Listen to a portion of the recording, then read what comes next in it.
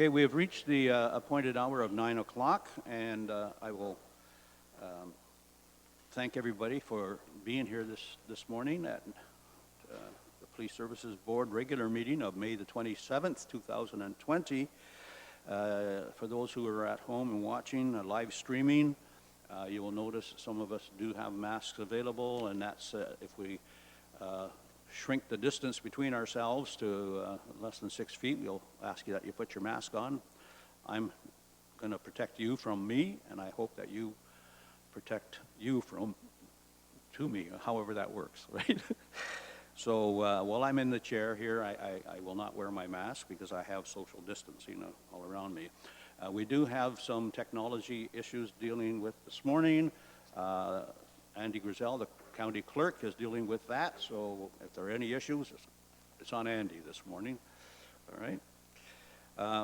How we're going to unfold issues this morning, first after I call the meeting to order and ask for declarations of pecuniary interest and that type of thing, the first issue we're going to deal with is the appeal to the alarm. And following that, and I'll frame that for you as we go forward, but once we deal with that, then we'll go to the agenda, and the next issue we will deal with will not be ceremonial activities. It will be the closed session, so we'll go in closed session. We should be in there for 15, 20 minutes, I suspect. Everyone should be prepared to bring forward their recommendations and opinions as to the applications for membership on the Community Policing Committee, the new one that's been approved, the terms of reference approved by Council. So we'll deal with that, and that should take 15, 20 minutes, I would suspect, and then we're back into open session and the rest of the agenda after that. So that's basically how we will deal with business this morning. Anything, Andy, you want to bring forward? No? Okay, thank you very much. So I'll call the meeting to order. We do have a quorum. Her worship may or may not attend at this juncture. I don't have a response from her. Hopefully she will join us. However, we do have a quorum, so we will move forward. New member, Willie, we'll have you introduce yourself at a later period of time so you can let people know why you're here and how you got here. So, are there any issues, any declarations of pecuniary interest relating to the appeal to the alarm from Heather and Paul McCluskey? Seeing none. Are they in attendance yet, Andy, or do we know? They're on the phone? Okay. Mike? Mr. Chair, is it McClaskey or McCluskey? McCluskey. No, you did a good job the first time. McCluskey. Okay, thank you, because there is Thank a you very Paul much. McClaskey also that Okay. I'm familiar with. Thanks. Yep. So, Mr. McCluskey, if you please identify yourself and let us know that you are there. Yes, I'm Paul McCluskey. I'm located at 132 Lindale Road, Simcoe, Ontario, N3Y5J1. I've been a resident of Simcoe since 1988. All right. Thank you very much. And at the appropriate time, we'll ask if you have any information you want to bring forward to the board. So if you please wait for me to call upon you, I would appreciate that. So, what is the task before us as the Police Services Board? First and foremost, the appeal is coming forward against the bylaw 2008-1. The alarm happened in December of last year. It does not appeal the current bylaw, which took place and took effect on the 1st of March 2020. So we're dealing with the 2008 bylaw, where there were two categories of alarm systems. One was registered with the county at a fee, the other not registered. The fee schedules or the penalties were different for each category. So just to frame it for you, that we're dealing with the bylaw of 2008-1.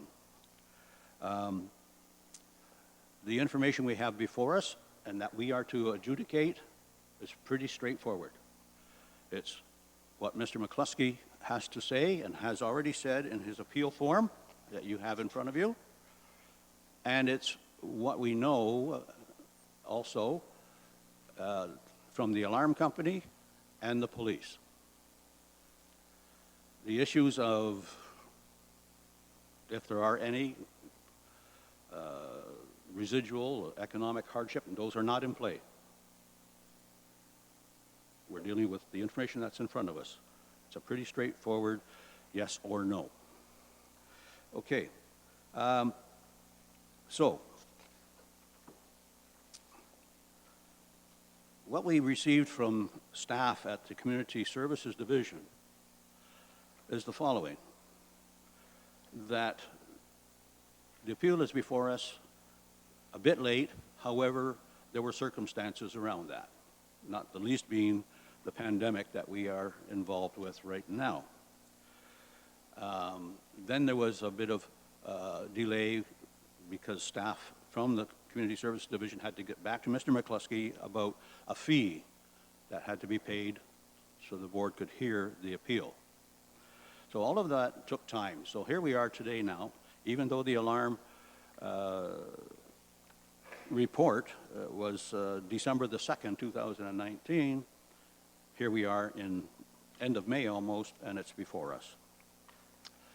Also, staff are telling us that for Mr. McCluskey, there was an alarm in August of 2019, and then a second alarm in the same year, in December the 2nd, 2019, and it's the second one that's in dispute at the moment.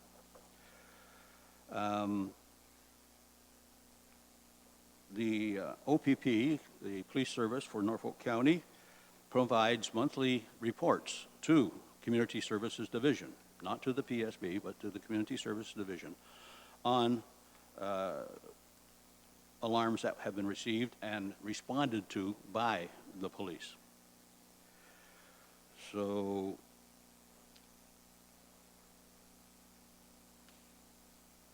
Mr. McCluskey was contacted by staff of CSD and asked if he had anything further that he wanted to add to his appeal. And even though he may add some today verbally, he stated that he didn't have much more he could add at that point. He stated that he was very certain that both he and his wife were home on the 2nd of December, 2019, and that had no alarm go off. He also said that no one knocked on their door or even came close to their house. He acknowledged the alarm in August, and that it was an error on their alarm. We also know that the alarm monitoring company, in this case ADT, reported an alarm from that address, that owner, to the police. As per the OPP alarm coordinator, the responding officer for the December 2nd alarm was Police Constable Baker. And he provided the following, or she, Constable Baker. He, thank you. He walked the perimeter and checked all the doors on December 2nd, and the doors were secure. He knocked on the door. No one answered. The alarm company attempted to reach a key holder, someone who has a key that will respond to alarms, but was unsuccessful in reaching a key holder. So that's the information we have before us. Mr. McCluskey, do you have anything you wish to add at this point? Not a whole lot more, except that I find it hard to understand. You know, we never got a call from the alarm company. I don't know if there was problems with you know, and maybe it was a problem on their end or what. I have no idea. But so help me God, I would swear in a stack of Bibles that we do not know anything about this whistle, a particular alarm. I find it odd that when you're supposedly charged with an offense, that the evidence isn't presented to you, at the time of the offense. This came as a real shock and a real surprise to us. Thank you very much. Question? That's basically all I can say, is that, I don't know, mistakes are made, and I guess I was thinking perhaps maybe the officer made a mistake. It was belonged to somebody else, because there's lots of people in this neighborhood that have alarms. Okay, thank you very much, sir. Are there any questions to Mr. McCluskey from the members of the board? Member Santos. Thank you, Mr. Chair. Mr. McCluskey, the question I have is, when did you receive the letter from Norfolk County in reference to December the 2nd, 2019 alarm going off? The first letter that you received from Norfolk County advising you okay, because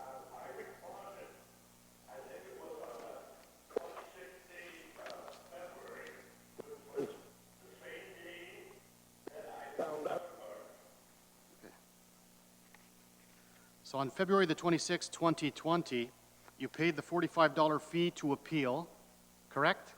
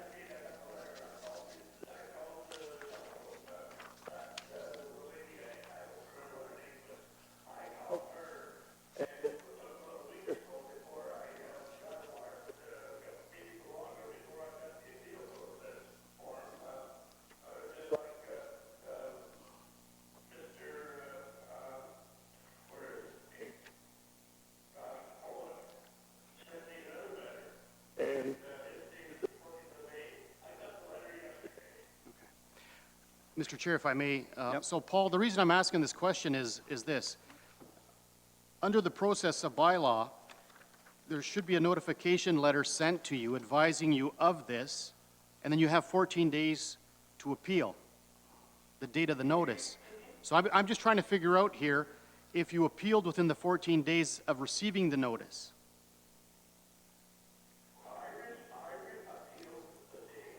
The letter, and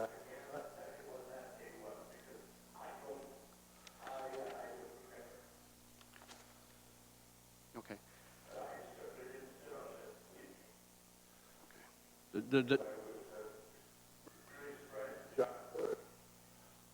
The dates that we have in front of us, Mr. McCluskey, and to the members of the board, that the invoice was dated January the 30th, 2020, that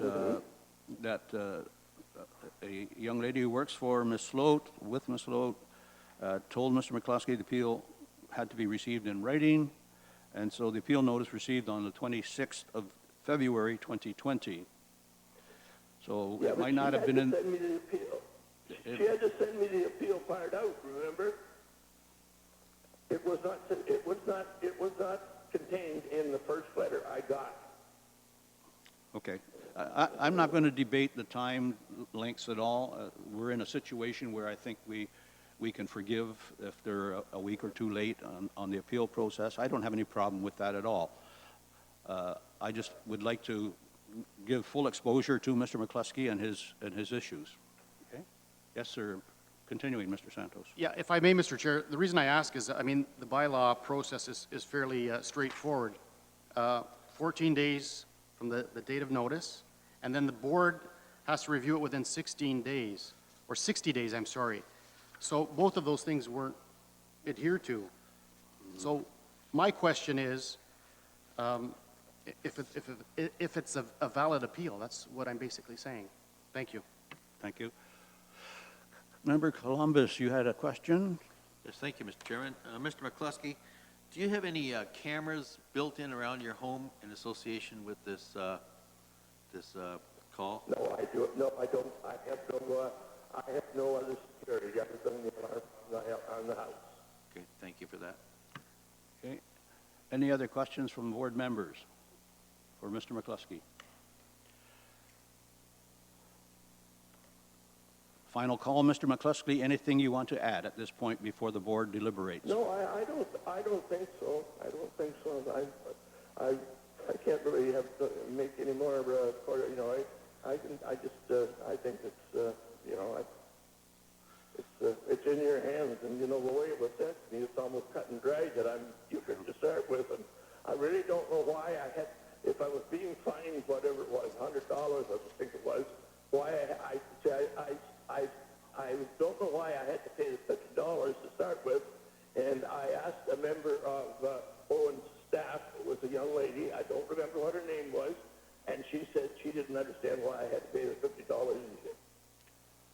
Okay, certainly, and with respect of fees being paid, penalties being paid, those are all included with the procedural document that went with the bylaw of 2008. So this board did not put that in place. Certainly, the fee schedule was approved by council of the day back in 2008. And for full disclosure, I was the mayor at that time. Well, I don't record dealing with that specific issue.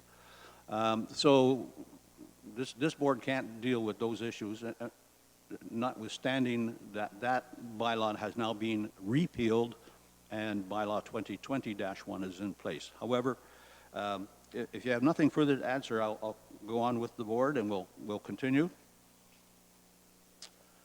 So, Councillor Columbus.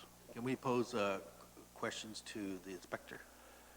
You certainly can, as long as it's within his ability to answer. Okay, can I do that? Sure. Okay, Mr. Varga, Inspector Varga, are there any things that you find in your work or in your officer's work in the past where alarms are set off in this fashion? Say it's an animal or a mouse or something like that. Could that have been what happened here? Or is it somebody that actually hit the door or pushed the door? Well, because the place was secured. Before the inspector answers, I think that's sort of a hypothetical in his case. But Mr. McCluskey, we have a question for you that follows on from what Member Columbus was asking. Does your residence have motion detection devices, or are they static on the doors and windows? I'm sorry, I've got a little bit of static. Can you repeat the question, please? So my question is, do you have motion detection devices in your house, or are they simply mounted on the doors and windows?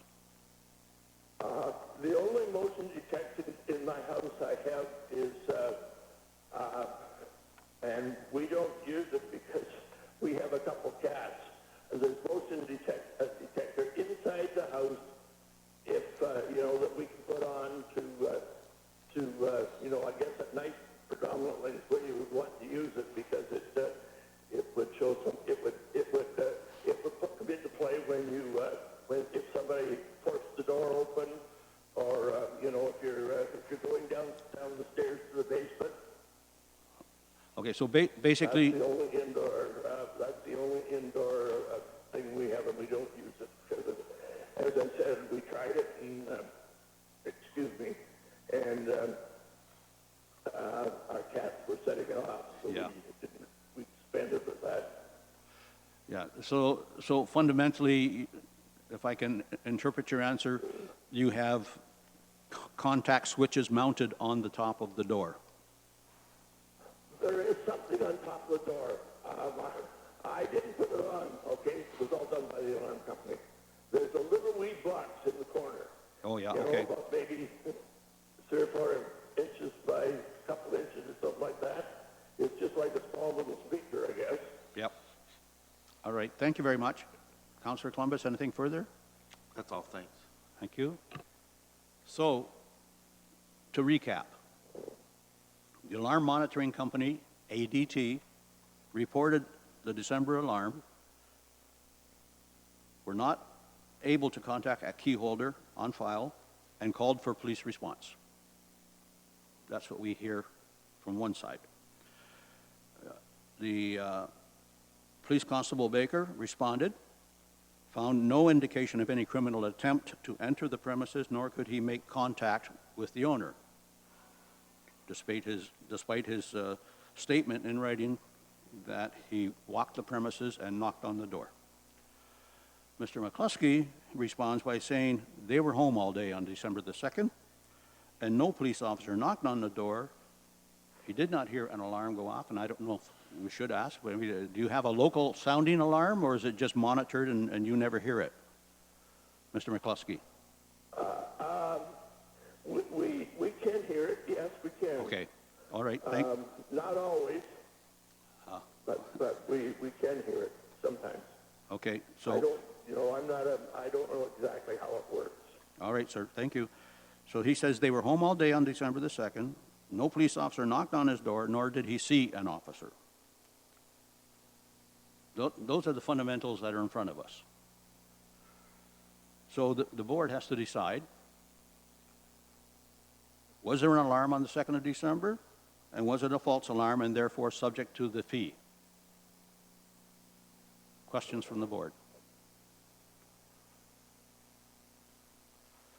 If there are no questions, I will need a motion from the board, duly seconded, that either that the alarm was an at-fault alarm, or that the Police Services Board withdraw the determination that the incident was an at-fault alarm. So fundamentally, was it an alarm and subject to the fee or not? Board members. Mr. Columbus. Yes, I'd like to pose a question to Inspector Varga. Again? Yes? Again, Inspector Varga, does this happen often with respect to alarms in your past experience? Based on past experience, the vast majority of alarms that we receive are false, and they're false for various reasons. We know from statistics that, and these are in the industry, not just from the police service, that 95 to 97% of all alarms are false alarms. We know that. That's from the alarm industry itself. So I will need a motion and a mover and a seconder to determine whether this was an at-fault alarm and subject to the penalty, or it was not at fault, and that the user fee charge should be withdrawn, which is, I think, $100, Mr. McCluskey, is that right? All right, thank you. Member Santos. So, Mr. Chair, I just want to make note, so if it's withdrawn, is the $45 fee reversed? No, No? no, the fee is the administrative fee that you must pay to.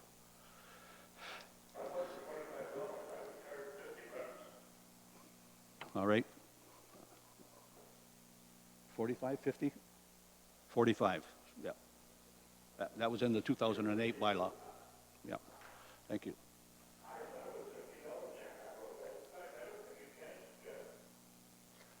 Well, if you wrote one for 50, I'm sure you'll get a check back for 5. The standing fee for an appeal is $45. Yeah. All right. Thank you. Go ahead, George. So, Mr. Chair, if I may, and to our board members, I'm going to put a motion that we withdraw and put the fact that it was not at fault alarm, and the fact that when I look at the bylaw, the 2 bullet points weren't adhered to. So, in all due respect to Paul or Mr. McCluskey, again, I would withdraw the appeal. Is there a seconder for that? Councillor Columbus. Mr. Chairman, I will second that. We've spent more than $100 just talking about it here. Thanks. So just so we're clear, the motion duly seconded is to make the determination that the incident on December the 2nd was an at-fault false alarm, but the user fee to the property owner be withdrawn. Or it was not at fault and the fee be withdrawn. Let's be clear. Because guaranteed, we'll be dealing with appeals of other alarms under the new bylaw. Let's be sure and consistent. Yes, sir, Willie. Thank you, Mr. Chairman. Just reviewing all the evidence in this case, my humble opinion was it did seem as an at fault. The reasoning being, obviously, we did get the phone call from ADT, and we have a report that the home was visited. So that's, just being upfront, that's where That's where your mind is at the moment? Yeah. Pardon me? That's where your mind is at the moment? That's where my mind is. You know, I'm just being upfront about where my thoughts were. Any further discussion on the motion that has two parts?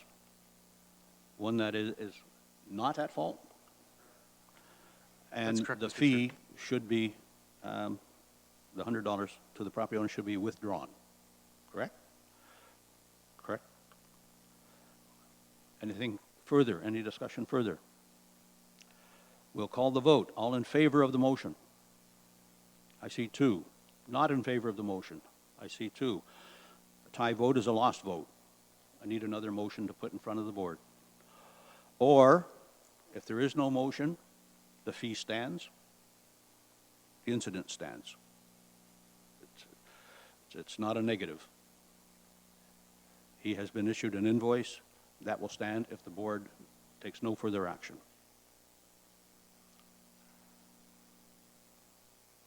Councillor Columbus? I will move that we do not take further action. Okay, I don't think we need that, Andy. No. The action is what the action is. We did need a motion if we were to rescind it and take it back. Okay. So,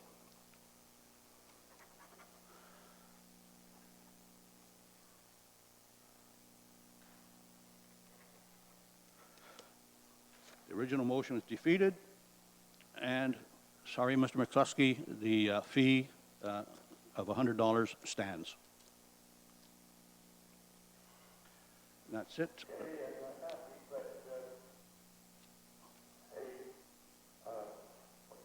What can I do?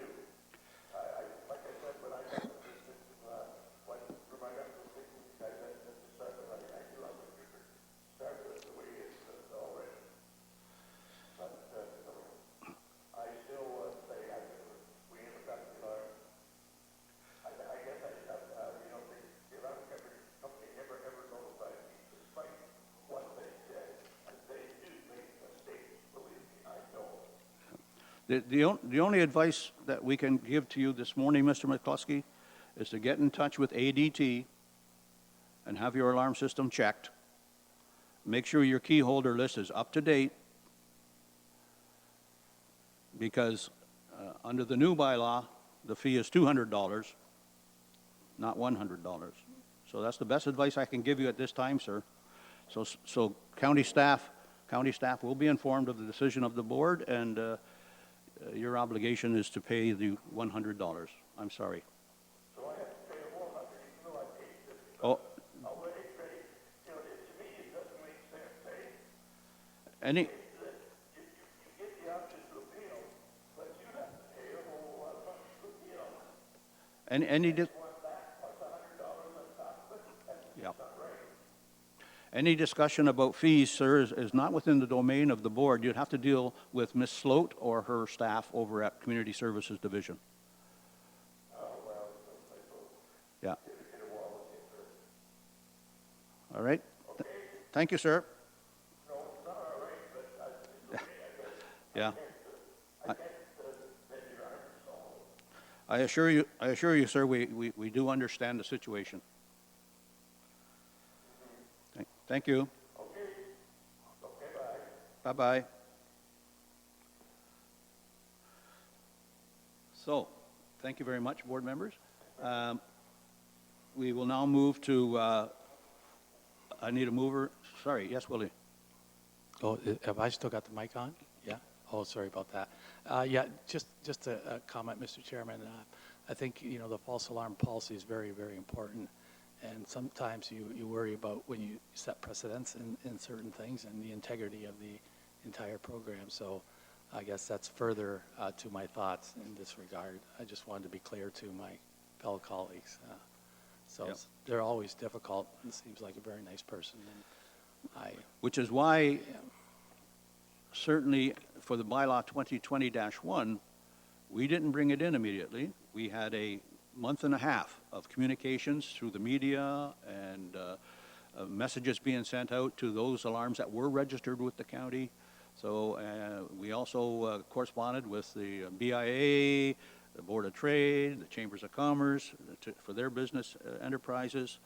So that was a quite intense communications effort that went out before bylaw 2020-1 was launched on the 1st of March. So I'm sure we'll be dealing with some other appeals in the future. So having said that, I thank you very much. That aspect of the agenda is now closed. We will now go to a closed session. I need a mover and a seconder to go into closed session because we will be dealing with identifiable individuals and specifically appointments to the Norfolk County Community Policing Committee. Mover, seconder, Willie, George. All in favor? Thank you.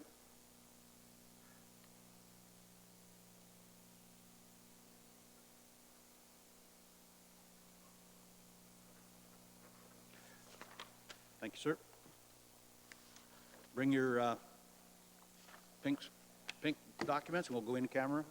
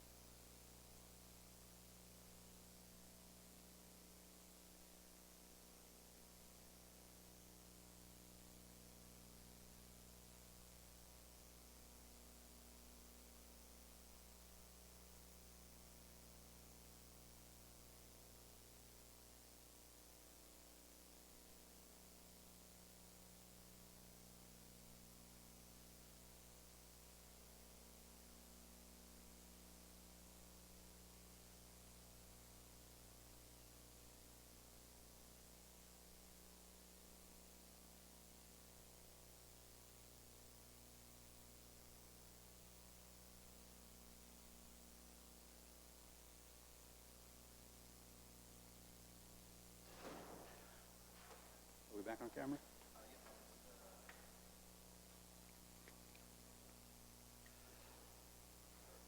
I need a mover and a seconder to come out of closed session. Columbus, Santos.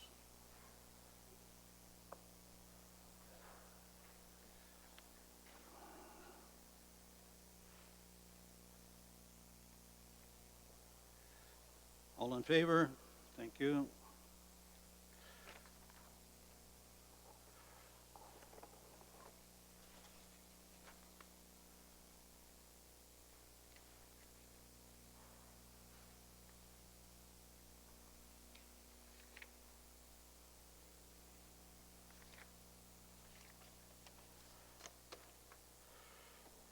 We're good to go, sir? Thank you very much. So we will reconvene from closed session. We've had the motion put forward by Mr. Columbus, seconded by Mr. Santos, and approved by the board. My clock says it's 10:12 approximately. So we will now continue on with the rest of the agenda. Madam Mayor, what we discussed very briefly coming in was if we have the social distancing, we'll take the mask off, just to give you some breathing space. And any declarations of interest that you may, no? Thank you very much. So we'll carry on. I'll need a mover and a seconder to accept a check from the police auction in the amount of $193.75. And that will go into our account. Mr. Santos, Mr. Van Houten. All in favor? Okay, and the clerk has that check. And administratively, we're going to introduce our new member of the board, a provincial appointee, Mr. Willie Van Houten, and he's going to tell us a little bit about himself. Great. Thank you so much, Mr. Chairman, fellow colleagues, the Chief of Police and administrative staff. It is truly a real pleasure for me to be appointed to the Police Services Board. I feel very honored to be able to work with all of you in this very important work of keeping our community safe. And I know we haven't had a chance to meet in person, and so I just briefly, I think the chairman asked me just to give a brief overview or a brief background. My wife, Terry, and I, we live 2 miles south of Delhi since 1980, when we were married, and where we grow tobacco. Our 3 daughters are all married off already, and we now have 7 grandchildren, so we spend a lot of time going back and forth between London and they come quite often to the farm where they enjoy to be. As much as I have always enjoyed farming, I also enjoyed being able to give back to the community, and I enjoyed other responsibilities from being on different boards along the way. I had been a trustee on the Hull of Norfolk Roman Catholic Separate School Board for 9 years, and I was also a director on the Ontario Fluker Tobacco Growers Marketing Board for some time. And in the past 12 years, I've been director on the Norfolk Mutual Insurance Board, which just lately had amalgamated and now is the Nova Mutual Board. So my last meeting with them is next week. We had to delay our AGM also because of the situation we're in. So it'll be very much a new challenge, which I very much look forward to. I know there's always a steep learning curve when you're coming onto something, and I certainly will give it my all to be a productive part of this great team. So thank you so much, Mr. Chairman, for having me, and I look forward to working with each and every one of you. Thank you very much, and welcome. Thank you. The next few months are going to be a little weird, how we arrange our meetings and whatnot, but certainly give every assurance to the public and to our police service, the OPP, that we will, in fact, hold meetings virtually or in actuality as we are today. So the business will not be hampered by the difficulties that we're having. That then takes us to the minutes from February the 26th. In March, April, we had distribution of information both publicly among the board and publicly as well, so the public is not being kept in the dark. So I don't need a motion. There are no errors, corrections, or amendments to the minutes. We'll accept them as adopted. Member Columbus. Chair, I do have a question for Inspector Varga Yep. with respect to those.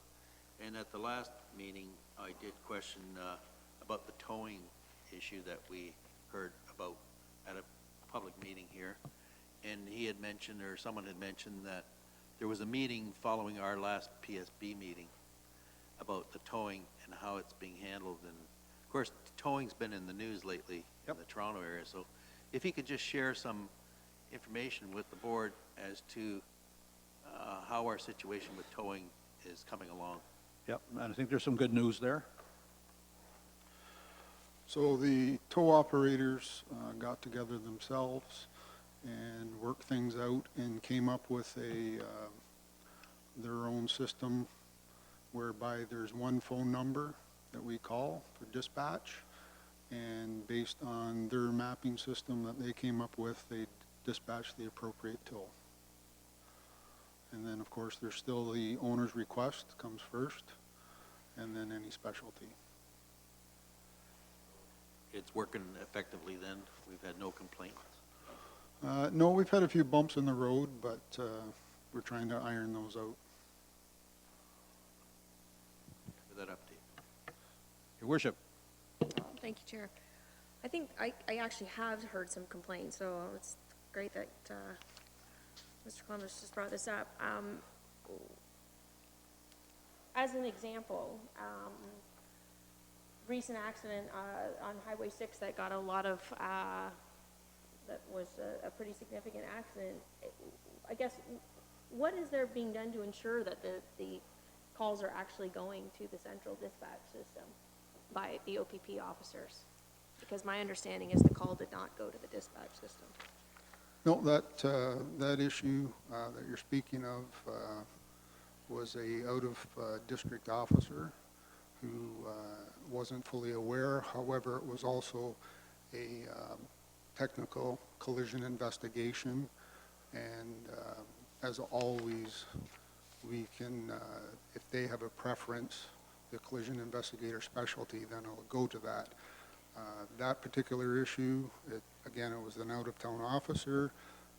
When he became aware of the issue that there was a centralized tow, he attempted to speak to the tow operator involved, and hopefully we won't have that issue again. But it's a new system. There will be bumps in the road, and we will continue to try to work those out. Well, I think that was a little more than a bump in the road on that one, because the actual tow truck driver that the call should have gone to, I believe, had spoken with the officer on the scene and literally was just down the road. And then it went to a company that's outside of Norfolk County that was kind of the source of how this all came to be in the first place. So I hope that we don't see that again, because we just tried to get a new system, and that was a pretty glaring failure in the new system. As I said, it's been addressed. Thanks.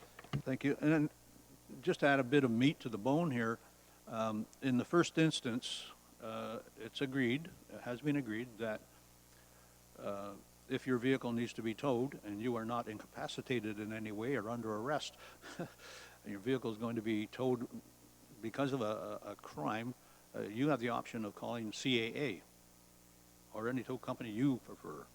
That's first option. If my vehicle's broken down, I'm calling CAA. That's it. However, on the second instance, the towing companies met, and they met with bylaw, and they met with the OPP, and they came to an agreement that there would be a central dispatch number, is my understanding, and that is run by the industry, right? And subsequently, there were some changes to licensing and whatnot, Madam Mayor, and I'll let you speak to that. I would hope that whatever call is made, and if the vehicle is blocking the road or is going to be towed for an investigation or for racing, as they call it, that there is discretion as to the closest tow available gets it off the road. Madam Mayor, you have something? Mr. Chair, I saw our newest member there, kind of with a look on your face, and I went now where I was speaking in code there a little bit, but there were some serious concerns with the tow truck drivers in Norfolk County that the calls were not, or no longer, it used to function well, and were no longer being distributed appropriately, particularly calls that involved OPP accident calls were, the allegation was that they were going to a particular company. And so we've come up with this new system now. Everybody has their districts and so on, and this was an OPP collision investigation, and it did not go through the central dispatch line that they're supposed to be moving through. So just to provide you some background with that. Thank you. If there are no other issues, we'll accept the minutes as printed. Thank you very much. And next item is business arising from the minutes, and I don't see anything listed here at the moment, so we'll move on to correspondence. And in your package is a copy of the Ontario Provincial Police 2020 to 2022 Strategic Plan. It's here for information purposes only. Again, a bit of background. And we'll be discussing, where are we?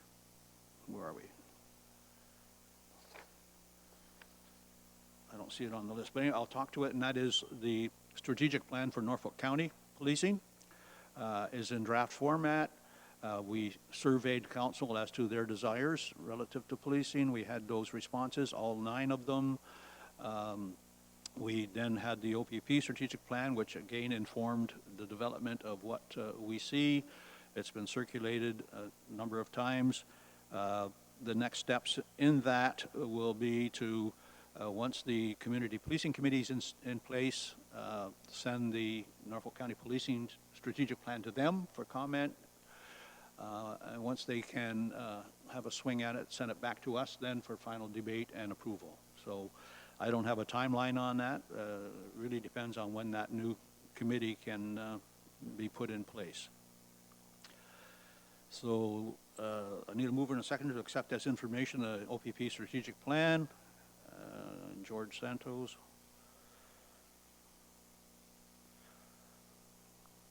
Councillor Columbus. All in favor? Thank you.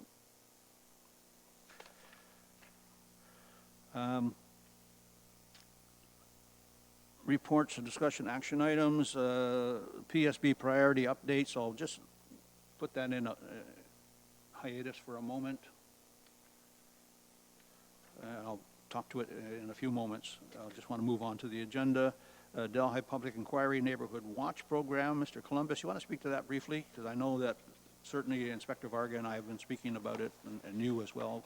Yes, I received an email one day unexpectedly from a gentleman by the name of Josh Bowe, who lives in the Pines on Gage Street, and there's been some crime incidents, break-ins, I guess, and vehicle thefts in that area.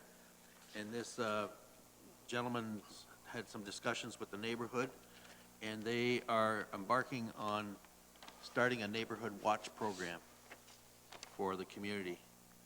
And there were some other break-ins in other parts of town too, so, and I think our inspector supports such a neighborhood watch program from the email I got back. So I suggested that we perhaps bring it up here. They would like to know if there's any dollars available for neighborhood watch starter kits, is what they're looking for. I don't see this as being a major outlay of dollars, but the community of Delhi did have a neighborhood watch program about 30 years ago. It actually was started by your brother Rick Trevally, and He's not that old. right, yeah. Anyway, the whole town is quite actively involved, and you put a symbol on your door that you're in the neighborhood watch and people are watching.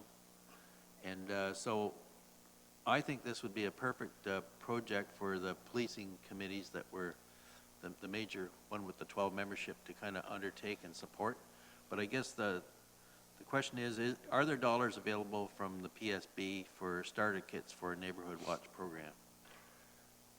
A couple of comments I'll make. Number one, Neighborhood Watch is a incorporated, copyright-protected program. So if folks in your neighborhood haven't been in touch with Neighborhood Watch, they should do that. I know that the constable has been in touch with this gentleman about this whole thing. Answer your question directly, I agree, it should be something that should be given over to the new Community Policing Committee for discussion. With respect to monies, they'd have to come up and say how much they need before we can give an answer on that one. So, Inspector Varga, you wanted to speak? I'd just like to tell the board that, yes, Constable Sandchuk has been in contact with Mr. Bowe. And the Neighborhood Watch program is driven by the community, run by the community. And truly, we'd like to have a community meeting, which is rather difficult during this time. We were successful in assisting getting a Neighborhood Watch up and going in St. Williams. We would like to get the one up and going in Delhi if there's interest. It's just a matter of getting enough community members to commit to the program and get it up and going. But Ed has sent Mr. Bowe all the information required. There's nothing to prevent the community in an informal fashion to get together and form their own small C committee if they so wish. But I do advise caution relative to using the Neighborhood Watch symbol and name without contacting them nationally. And in fact, they may have kits and stuff that can be purchased from them online to get them up and running. Okay? I will communicate further then with Mr. Bowe and explain what was discussed here and go from there. Further from the board on the issue moved by Councillor Columbus. I need a seconder. Santos. The agenda item be approved.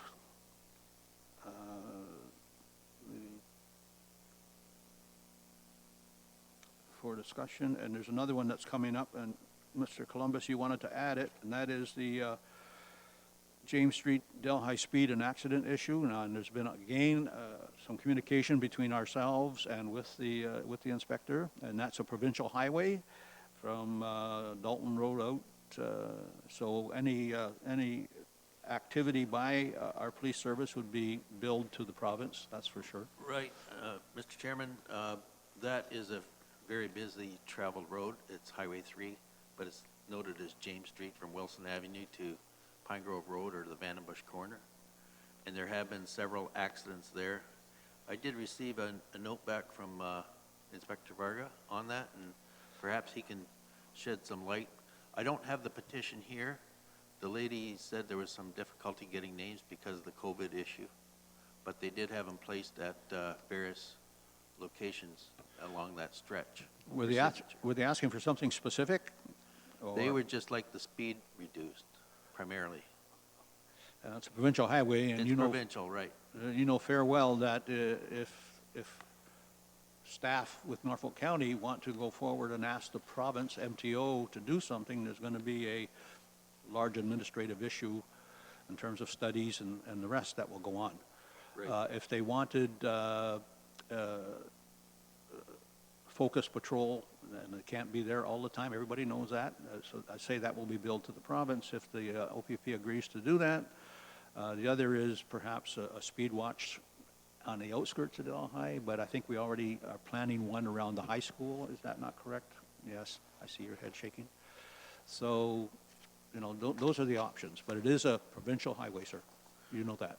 The petitioners are aware of that, and that Yep. would require the MTO to get involved. Okay. So, but perhaps Inspector Varga can shed some light on the issues that had occurred there over the past number of years. Yeah, we did get some stats on the last 5 years. Go ahead. So, yes, through the chair to the board, when I received your email, Councillor Columbus, I had our statistician go into our reporting system. So between Wilson Ave and Pine Grove Road on Highway 3 there, for the last 5 years, there has been 9 MVCs, accidents, in that stretch of road. The vast majority of them are driveway related. And then the other couple are, there's a wild animal that was hit and a couple that lost control. The highest speed that was involved is reported to be 80 kilometers an hour. That is the data that we have on that section of road. We are not responsible for setting the speeds of the road. Again, in this section, it would be MTO.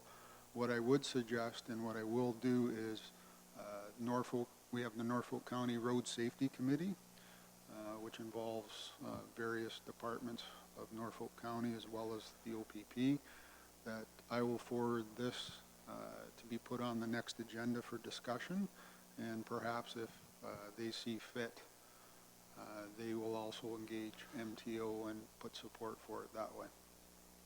Okay, that's good. We've got a good start. Thanks. Thank you, and just call a vote on the addition of that item to the agenda. All in favor? Thank you very much. Then that takes us to the monthly report from the Ontario Provincial Police, and you should have some documents on your table that were not included in the agenda that was sent out to you by courier. So I ask you to pull that out and make reference to it as we go forward. And I turn it over to you, Inspector. Thank you, Mr. Chair. So on page 20 of the package, the report for April 2020, overtime allotted per the contract, $423,114. Dollars spent to date estimate, $77,285.67, which is 18.27% of the budget. Compared to 2019, we're well below where we were in 2019. Auxiliary policing hours for the month of April was 55. They basically are administrative hours due to the fact that organizationally, due to COVID, auxiliaries have been suspended, for the lack of a better word. They're being held in reserve should COVID-19 run rampant through our organization. They will come in to assist at that time. Good. And we don't have any major public events occurring in the county for some time, and Friday 13th is not till November sometime, which may or may not have any impact on overtime budgets. So maybe we'll see some great improvement on overtime. I would only hope, oh, never mind. I'll talk about it later. Yes, Madam Mayor. Okay. Go ahead, Inspector. No tributes. Crime Stoppers report on page 22. They continue to accept tips. Their fundraising events and whatnot have basically been put on hold due to COVID. However, they did have a success in the raffling off the Big Green Egg. I believe it was won by a gentleman here in Simcoe, works for Expert Auto, if I remember correctly. And that's where their activity is to date. Page 23, locally dedicated hours of overtime for the month of April, municipally 479.38 hours, provincial 160.86 of overtime. So just to be clear, there was a bit of comment and question from media recently about, are those averages or are those comparables and whatnot? It's just made it very clear that under the column 2020 municipal, those are hours billed to the municipality. Under the column 2020 province, those are hours billed to the province. Those are actual hours, not averages or anything else. Sorry, sir. And then I'm not sure how it happened, but page 24, they're the March 2020 statistics. So if we look at if we go over to page 36, we can start there. That is the statistics generated for report. And then in the package that was sent separately to you, should say Police Services Board Analytical Report, April 2020, and it lists the board-monitored issues that you wished reported on. So in April, there's just the one seatbelt check that took effect. Rides, they are down, and that was due to the height of COVID. But we're slowly getting back to normal. Law enforcement activities, criminal code and provincial statute charges are listed there for March. We're always behind a month there. Traffic-related charges, it's showing February. Again, we're behind because of reporting. The database, because of COVID, hasn't been, Projections on when we might get the April stats, sir? well, I'm hoping by next month. They So come, in June, we should get April's? they come through the court system, and as we all know, the courts Okay. are Just want to make basically it clear. closed down. Okay. So there's a delay there. Then we go over to driver's license suspensions, the various suspensions there for April, total 7. Bylaw incidents that No, hang on, sir. Also, traffic-related charges. We don't have March or April. correct. And that, again. Again, it's- not till they come June, through the perhaps? courts, so we're waiting for the courts Okay. Be interesting to watch that. to get back up and going. These are the big four, right? Correct. Yeah. Madam Mayor? Thank you, Mr. Chair. Joe, can you, between page 25 and, oh, it doesn't have a page, 39, 41, page 42, so page 35 and 42, that's the review of the bylaw incidents from March 2020, and then I'm there's... sorry, Madam Mayor, I wear 2 hearing aids, and if you turn towards me, I might be able to hear you Okay, clearer. wow. Yeah. Yeah, I They know. caught either way. So 35, or 25, rather, that's the March report, and it has the bylaw incidents, master, noise, dogs, traffic, other. Yes. And then we have the April report on that same table. I'm just, I guess when I read March, I was sort of curious because given that all of the COVID activity in March, I was kind of surprised when I saw 0 under other, because I'm assuming that's where that would fit. And then when I go to April, the numbers under other don't even match up to what was previously reported. In January, on the March file, it has 1 for January and 2 for February. And now we have 4 for January and 3 for February and 6 for March, which was reported as 0 for March. I'm just wondering where the inconsistency comes up. Well, I can check with my statistician, but often it's because of when the officers are reporting where the statistics are pulled from, if they're not up to date, sometimes they'll get recorded the next month for the past month. Well, I could understand that with March, that stat came in late, but it's the fact that January and February also changed that I found Yeah, surprising. I think it's just best that we sort of ignore page 25 and go to the handout that was provided to us and use that as the more reliable numbers that were printed out from the stats machine. Because we did know that there were issues with the agenda. So, but certainly, I think Inspector Varga, if what the mayor is highlighting, that what we have in our package was also printed out from the machine, then we do have a problem with stats, right? Is that where you're going with that, Madam Mayor? Well, again, like I said, I can accept the fact that March perhaps was reported late for some reason, and it would have only been that column. I mean, there were other bylaw stats that were reported, so other was not reported in March. Okay, fine. But the fact that the numbers for January and February were changed in the table Yep. seems alarming. So you're trying to clean that up, sir? Look and see what the Yep, issue I'll might be? check the statistician. Thank There's- you. And I can tell the board that, oh, go ahead. Oh, I was just wondering if we might be able to get into kind of a discussion then. So originally there was 0 in March, but now it's showing as 6. and what those other bylaw incident calls would have been. Yeah, that's exactly where I'm going. When I saw these numbers as well, and then in email correspondence, and I think I copied all of you, the whole discussion, what does other mean? You know, other municipal bylaws. Because, as you all know, and perhaps Willie bring you into the fold here, there has been an ongoing discussion with staff of Norfolk County, particularly Paula Budis and the new interim temporary bylaw officer, supervisor, Jim Milson, about what bylaws Norfolk County wants police enforcement on.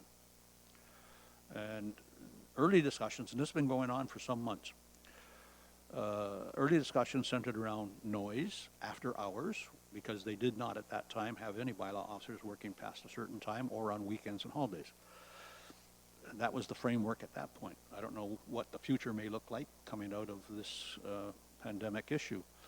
But then in further communications with the inspector, we got a bit more clarity, which again was shared with bylaw folks on staff, Ms. Butis and Mr. Milson, that the OPP will get a call about garbage in the ditch. And I think, whoops, wait a minute, you know, why would the police respond to that? You know, that should be flipped over to bylaw immediately.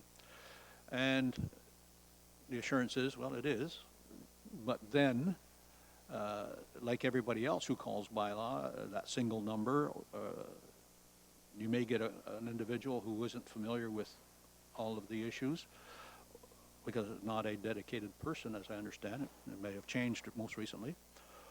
Or it goes to a recording machine, answering machine. And then, bylaw being as busy as they are right now, may not get around to that stuff in the ditch. And then the person who complained calls the OPP back, says, what the hell, I reported this, what's going on? Why aren't you responding? And then they get blamed for it. You know, so there's a lot of discussion that has to take place. Unfortunately, we're in the environment we are at the moment about a single window concept into bylaw. If it's 311 for the county, that's great. Let's have let them have that discussion. If it's a dedicated, consistent answering, whether it's an answering service somewhere or whether it's county staff, do that. But the OPP are saying now they're getting calls about bylaw issues. And we were quite forceful around the table about no more barking dogs, no more wild animals. Those aren't police issues. And, but noise after hours was, and certain parking issues were, and I forget what else was in your email, Joe, but that's where the discussion is. I ramble a little bit because the whole discussion has been rambling and going on for a while. So we need to let Mr. Milson get his feet on the ground, Ms. Budis to give the direction to him to interface with us and work on things, because in the contract it's quite specific, very specific in fact. OPP do not do municipal bylaw unless there's an agreement to do so. Yeah, Madam Mayor. I'm glad you brought that up, Mr. Chair.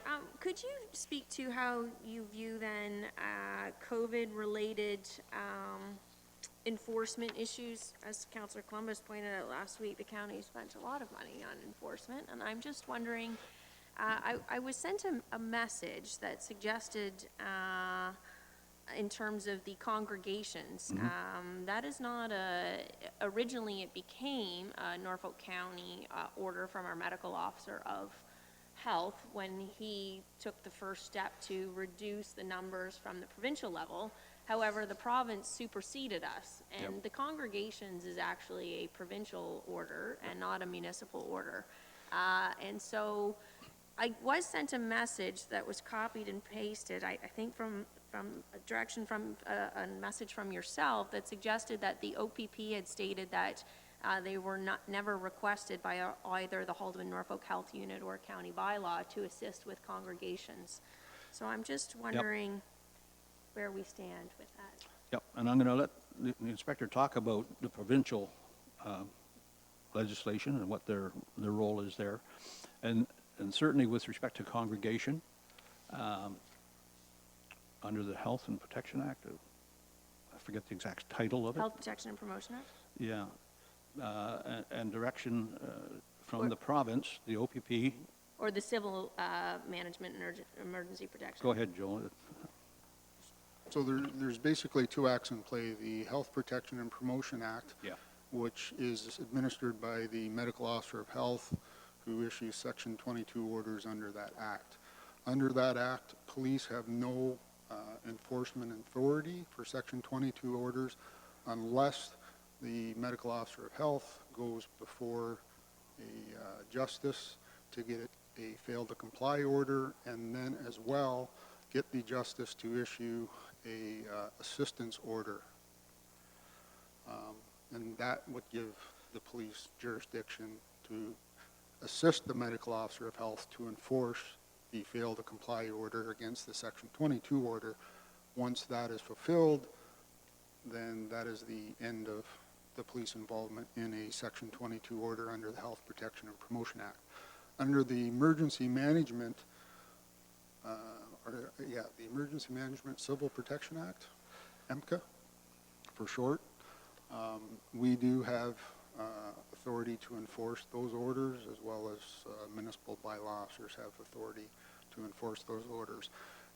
Our enforcement of EMCA, right from the start, has been and always will be education first, discretion, and then charge through enforcement. Go ahead.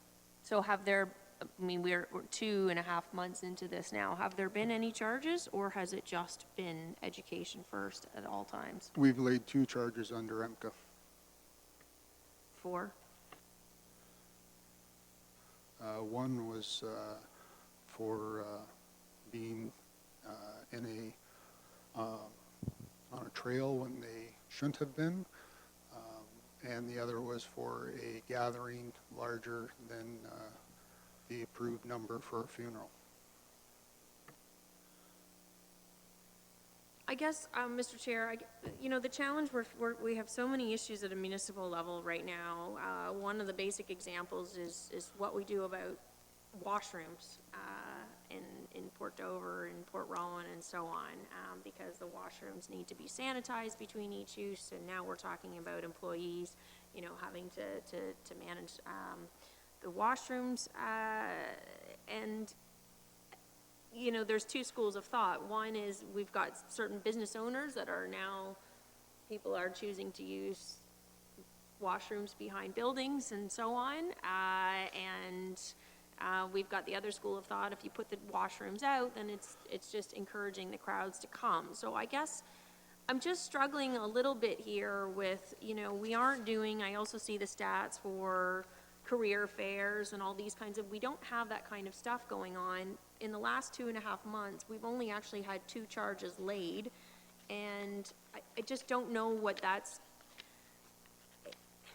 you look at other municipalities, and some charges are being laid to be able to demonstrate that we are taking this seriously, and so I guess I'm not necessarily understanding why we're not seeing a little bit more assistance here from OPP, especially on the weekends down in Port Dover. And at the same time, I am grateful and looking forward to, so a former officer now, Jim Milson, is stepped up to assist us on our bylaw department. And the chair was absolutely correct that Norfolk County has never had bylaw officers on the weekends, which seems strange in a place that is so dominated by traffic and people on the weekends. And so that, the last QP contract actually was ratified, I believe it was the day before the inauguration. And that would have been the opportunity to change the schedules and have weekend bylaw officers. But QP right now has, fortunately, I agreed with Mr. Milson to put officers on the weekend, and we're hopeful that that will continue after COVID operations.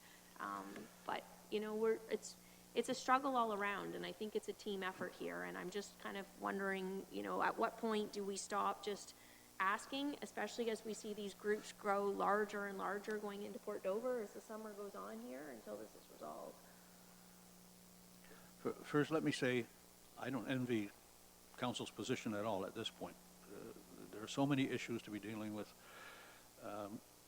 and I'm thankful I'm not there, that's for sure. With respect to congregations of 5 or more, or whatever the number may be, and I'll let Joe speak to this, certainly the OPP can intervene. That comes under that second act that was mentioned. So Joe, you want to approach the issue of how you would deal with that? Or your staff would deal with that? Well, first of all, we do have representation on the COVID enforcement action team. So we have weekly communications with bylaw and the other stakeholders there as to enforcement action and how to move forward. Again, with any enforcement under MCA, it will always be education, discretion, and then enforcement. It's a large county.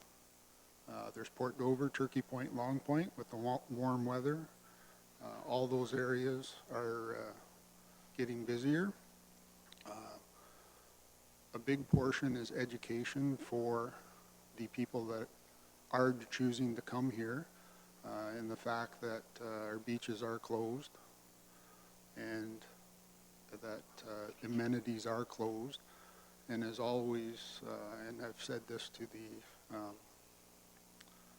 the enforcement team, is we have to have education. We have to have signs out on the beach, beaches closed. We have to, because these people are coming from afar, and they don't all check the Norfolk County website.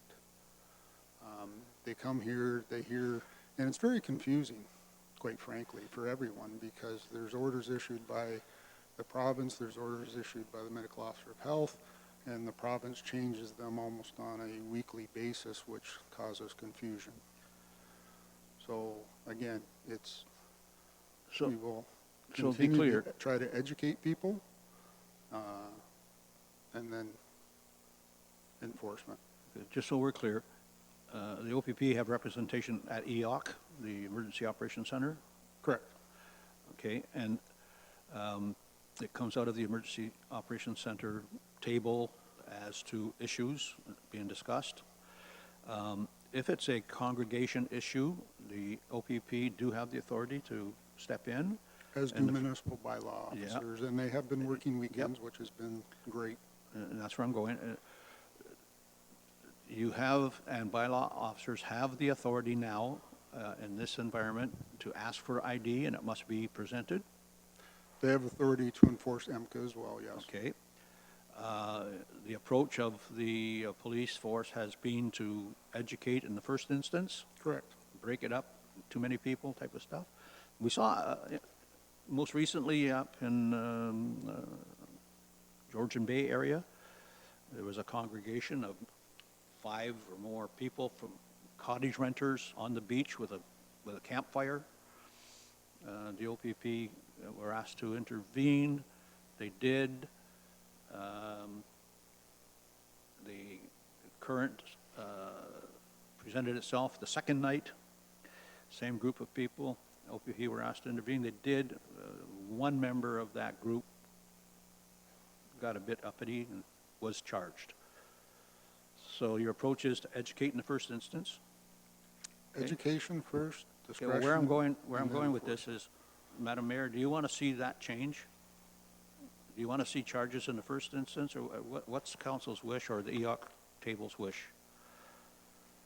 Look, I'm hopeful with Jim Milson on board that there's going to be better cooperation between bylaw and OPP. But again, I can't stress enough that it is a joint effort. And the suggestion that OPP, what I saw and copied from an email, that there was no obligation to enforce, as an example, the congregation issue, that's simply not true. No, that's true. And so, you know, as far as beaches and piers, and I couldn't agree with you more, Joe, the way the province has changed the orders, it is very confusing. But the one thing that has been very consistent from the beginning is that the piers across the province, the beaches across the province are all closed. So I am not aware of any beach that doesn't have a closed sign on it in Norfolk County. I believe our guys have been pretty good about putting signs out. So if there is a beach that we haven't put a sign on, please let me know and we'll get that taken care of. And we have, and it's been taken care of. Okay, so, so that's where my issue is. I mean, at a certain point, you know, So the beach issue, actually, it is confusing because the province has come out and said that you can walk on the beaches. If you're exercising on the beaches, you can't use any exercise equipment on the beaches, nor can you have a picnic on the beach. And it is confusing, but with the new signage that hopefully will go up this week, especially in Turkey Point and Long Point, there will be no question that they're closed. And it also has to be recognized, Norfolk County doesn't own a lot of beach. You know, that's for darn sure. They are provincially or privately owned beaches, with the exception of Walker Street, 66 feet going forward. it would still apply though regardless. Well, absolutely. It's just, you know, it's a matter of, the province has closed its properties, with the exceptions as just been mentioned now. And Again, I'm hopeful, Mr. Chair, that with Mr. Milson on board now and, Yep. and having that link with OPP, that we're going to see better teamwork between the two departments. So I It's- just, again, I just wanted to make clear, though, that orders that are issued by the province are able and should be enforced by OPP equally as well Yep. as our bylaw. That's not a bylaw issue. It's not a municipal bylaw. Nope. That is a provincial order under the Civil Management and Emergency Management and Civil Protection Act. Yep, certainly, and folks who are quoting me, I have no problems being educated or changing my mind or learning something, and it certainly depends on when the reference was. Was it a month ago or a week ago? You know, that type of thing. So it's a learning experience for everything, for everybody, you know, and I don't disagree. Let me put it in a positive. I agree. From an operational perspective, bylaw and our police service, the OPP, should be working together, without doubt. Mr. Santos. Thank you, Mr. Chair. So to our Chief of Police, so from what I understand with the OPP, it's education, discretion, and then fines. Correct. Correct? So, Mr. Chair, if I can ask Madam Mayor, Madam Mayor, so by law, so if we have 9 new officers, are we also looking at education, discretion, and fines? Or are we looking at fines?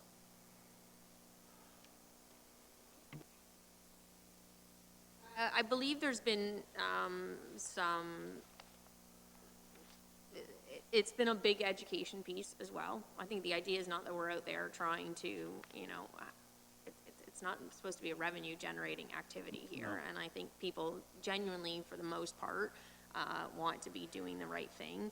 I think that there has been some instances, you know, I sympathize with our businesses locally because, like Joe pointed out, the provincial orders are changing so fast and they are so broad with some of their language that it's difficult to determine what is essential and what isn't under that list. And so I think there were some unfortunate instances with bylaw and with some of our businesses that I believe were genuinely trying to comply, and, you know, there was a misunderstanding and so on. But I think the bigger part for us now is, as, like, the traffic coming into Port Dover, as an example, on Saturday was as busy as any other busy weekend that you would ever see throughout the summer. There didn't seem to be a change, and we're just having serious issues right now with people coming down here because they have nothing else to do. They're not traveling other places, so they're going for a drive and they're getting down and there's no washrooms and there's, you know, so I think that we're coming into a time not to hassle, you know, our businesses that are generally trying to comply, but those, you know, how do I put, like, the visitors from out of town that are arriving when they shouldn't be arriving. And again, it's a delicate balance because we rely on them in the summertime, so you don't want to alienate people either, but we're, I think to answer your question more specifically, the approach has always been to educate in the first instance and see if you get compliance. Bylaw has always been that way. Try to get compliance. It's where you're not getting compliance where you take the heavy hand and issue the ticket. Most people are reasonable, and if they're reminded that no, you're too close together, move out, there's no obligation to wear a mask or gloves that I know of. The province issued something new on that, Joe? No, and under the 2-meter social distancing is a recommendation. It is not mandatory, although under, I'm not sure if the Section 22 order that said that it was a must is still in effect or not. But when it was, we had no authority to enforce that, so. And you and the mayor are absolutely correct. These things are changing so quickly. But at the present time, my understanding is that wearing of a mask is recommended if you cannot maintain your social distance. And we talked about that at the beginning of this meeting. So as long as we're 6 feet or more apart, we're not wearing masks. If you infringe on my territory or I on yours, well, expect the mask up. Continue, go ahead.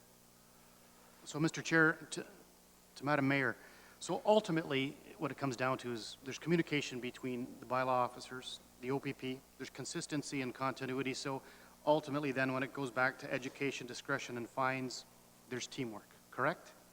There hasn't been consistency, there hasn't been communication between the two. I am hopeful with Jim Milson now being on board, that is going to improve. Yeah. I think that's one of the best things that could have happened. So I'm looking forward that he's been here, I think he's in his second week now? Yeah. 2 weeks, something, yeah. So I think we are going to see an improvement. We have bylaw officers on the weekend now and so on. But I guess my challenge is, in Port Dover, as an example, a few weeks ago, when the news came down to videotape some of it, I saw, granted, the OPP officers may have had other calls to go to, that's fine, but there were large congregations in a particular parking lot, and nothing was, and I have constituents firing me emails nonstop, saying, why was OPP there, and nothing was being done about it. And I'm understanding that, there's an allocation of COVID hours that are dedicated from OPP, but I'm not seeing that in the reports. I'm not seeing any increase at all in other tickets being issued. So that's just, again, I'm not looking to nitpick on the individual, that's unaware and needs to be educated, but I've seen it past that, and it's not from our locals. From an operational perspective, we don't delve down into telling the police what to do, when to do it. We can express a desire, we can express a wish for these things to happen. At this point, and given the environment we're in, I think the Emergency Operations Committee and the Operations Table, if that's what it's called, is where the discussion needs to take place for the cooperation to come about. If the desire expressed by the folks at that table, which includes the OPP, that they want to have a higher profile on the issue of congregations, then do it. We saw the confrontation that was occurring in Elmer over church meetings. I'm not sure we want to get into that at the moment, but it's the physical distancing, and the Premier was quite clear. If you cannot physical distance, then wear a mask. But it was not an obligation to do so. And so I'm going to go to Councillor Columbus first and then come back to you. Thank you, Mr. Chair. And I'm really pleased to hear that the signs are going up. Beach closed, that should help quite a bit. They've been up for a while. They have? I've been Okay. down at Turkey Point. And the other thing that I mentioned to someone the other day, back in the 50s and 60s, you probably remember this in Oh, Delhi, jeez. when the population of Delhi doubled, and Yep. the streets were packed, and there was some civil disobedience many times. They had to bring a fire truck out with water hoses to flush the people out of the area. I don't think we have to get back to that. But bullhorns, why can't we use bullhorns? The officer doesn't even have to get out of the vehicle. whether it's a bylaw officer or an OPP, you just see a whole bunch of people congregating there, you know, in a crowd, give them the notice that, you know, social distancing, warn them, and then if they don't cooperate, you move in Yeah. and start charging people. Yeah. I'm thinking, the officer doesn't really even have to get out of the vehicle the first time. once the I'm not, bullhorns are- I'm not going to go to the point where we're going to say to the police, do this, do that, the other. I think the message here very strategically is, the mayor has expressed an interest to have the bylaw and the OPP work together more closely on the issues, particularly on the ones that she's getting the complaints about is congregation. If she's getting complaints, and I'm just looking at some of this material here of they're not wearing masks or not wearing gloves, those are not obligatory and you can't enforce that. But it's the congregation of a certain number plus. And they've expressed the desire to have bylaw and the OPP work together, and I think Mr. Varga has got the message very clearly. He will do what he has to do through his staff. If it means, you know, flipping the siren on for a second or two and then telling people to stand apart, you know, that's the try to bring compliance portion first before you move on to the harder stuff. Yeah, continue. I just wonder if we could get a comment from Inspector Yep. Varga with respect to the use of bullhorns Sure. as a first step to educate these people that are dissipating. Yeah. Go ahead, Inspector. We have to be very careful that our, any education or enforcement activity that we take isn't perceived in the wrong light. In other words, do we want to go in heavy-handed? Large crowds is very easily nowadays to become civil unrest. And there's a perception issue. And there's also officer safety. So any measured approach that we take to any situation has to be measured, given all the factors that are involved. So again, using bullhorns, sure, they can be used. Will they be effective? Will they have a positive or negative effect? You have to address the crowd. Will we get complaints from the citizens because we're making too much noise? There's a lot of factors that have to go into effect. Do we normally in our course of business use blowhorns? No, we don't. So would it be, what has changed? Would it be reasonable that we use blowhorns? Would it be acceptable? These are all things that we have to ask ourselves. Thank you. I guess there's two sides to every story. Thank you. Continuing, Madam Mayor. And I also just, you know, in terms of OPP, it's not just a Norfolk County issue right now. In fact, the call with the premier, with all the mayors, that was the famous phone call in terms of, you know, going out to cottage country and so on when they did the reversal of positions. That, I think, the largest concern that I heard, I think there was about 200 people that were on this call. It was about an hour and a half long, and they gave everybody the opportunity to you know, ask questions of the premier and the ministers that were on the call.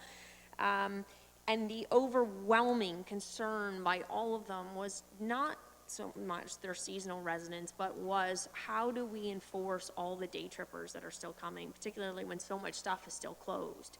And all having the same concerns with municipal washrooms and all the other issues that go along with it. So it's not, you know, it's not just a Norfolk County issue right now, just to be clear. It's a concern in all of these, you know, rural cottage areas across the province. Excuse me. When it started out, we had the issue of flatten the curve, self-isolate, social distance, physical distance, that kind of stuff. Then we had a competing interest after a short while of open the businesses. The economy is suffering badly all over. So now you got two competing interests. And rather than working against each other, they should be working with each other.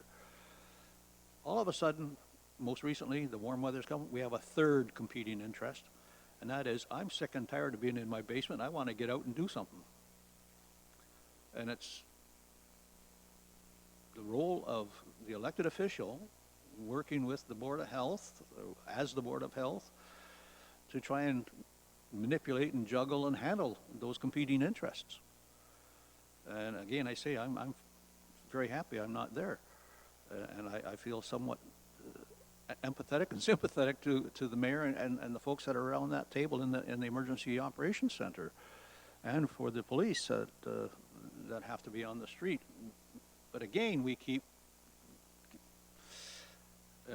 one day it's, we're going to test the front line, and then the next day it's everybody go get tested, and very little reaction time. And not a lot to do with the police in this matter, but having said that, it just emphasizes the point that things change dramatically from the province day to day. And how do you deal with that issue? And back up to the strategic level, those three competing interests. Yeah, people are used to going to Port Dover. They're going to continue to go to Port Dover. Mayor's going to continue, as I am, getting messages about, what are you doing about the crowds? We're supposed to be locked down, blah, blah, all of that stuff. And again, let's take it back up to where we have authority, and that is council and the PSB are expressing a desire for bylaw and the OPP to work closely together, and more specifically on the issue of social physical distancing and congregation of whatever number it happens to be at the present time. And if I heard the mayor correctly, step in and do something. And we know historically bylaw has had the approach to bring compliance. The inspector has said education is the first step in the process. If they want a heavier hand, let's hear it. Madam Mayor. I just don't want it to be limited to just social distancing. I mean, like Joe said, Inspector Varga, there is no law in terms of the social distancing piece. But it's just The congregation. any COVID-related orders from the province. But yes, the congregation piece down in our cottage country areas, especially on the weekends, in town, is of concern. Yep. And I will prevail upon you, because I know where you are, what you're doing, because having been there before, but not in this kind of a situation, but at the EOC table, if there's a desire for certain things to happen, express those. If Joe, in his wisdom, or whoever represents him, pushes back, let us know, and we will try to deal with it in a cooperative manner. I have expressed those concerns at the EOC. Yeah, okay. Well, then, that's why the board's here, so you and I should have a good, healthy conversation. Do you want to say something there, Inspector? No? Okay. Anything more on stats, your report? We can all read it. I just wanted to emphasize and re-emphasize that there is an ongoing discussion around bylaw enforcement by the police, not specifically the COVID issues at the moment, but an ongoing conversation. Because if there's a desire to have police enforcement of municipal bylaws, then we have to identify them and formalize them so that they are considered in the contract. Mr. Chair. Bearing in mind that enforcement of municipal bylaws results in a call for service. And if you get the building, there are two parts to it. And one part is calls for service. Is the impact and cost more than you want to pay? And the outcome with Mr. Milson there now and working with Paula to work through the COVID issues, but to come out the other end with some redesigned bylaw for division for Norfolk County. Again, sir, go ahead. Just two quick things back to Madam Mayor and the difference in numbers in the bylaw stats. The master, noise, dog, firearms, other are all drawn from our records management system. Part of that system is each call is given, when it's cleared, is given a universal crime index number. And So a classification, it would be classified bylaw noise. Part of our regular course of business is to go through and make sure that each call is classified correctly. Sometimes that takes months to go through. If it gets reclassified when the report's rerun, it may fall into a different column. That could be part of the explanation for that, but I will check into that. The other thing I wanted to point out, and for Member Columbus, because this was a hot topic on your plate, the Western Ave no truck enforcement. So we spoke to the county, Sean Van Acker, they've improved the detour signage. It has helped some, and we've also issued 31 disobey signs in regards to Western Ave to date. And that's all I have unless there's questions. Thank you. Go ahead, Were Mike. these charges then that were issued? Under the Provincial Offense Act, disobey official sign, that's the only charge that applies on Western Ave because the bylaw that is no trucks doesn't have a set fine. So we aren't able to issue a bylaw. Okay, I've noticed a lot of police in that particular area in the last week or so. Appreciate it because the residents there, they've quit contacting me for a while now, so they've seen the action too by the OPP, and they really appreciate it. Thank you. Well, hopefully the road work gets completed soon and we'll take care of everything. All right, thank you, members. That takes us into item 11, other business. Oh, sorry, go ahead, George. Mr. Chair, I just have a question with regards to the stats, if I may. Yep. We're not done there, or are we? Okay, I just wanted to ask the Chief of Police, on page 37, as we can see, it says basically the possession, trafficking, importation, and production. I mean, there's an increase in the month of April of 175%. When I look at this number, so in 2019, we have 4 charges of possession, and in 2020, in the month of April, we have 11 charges. Is that correct? That's correct. Okay.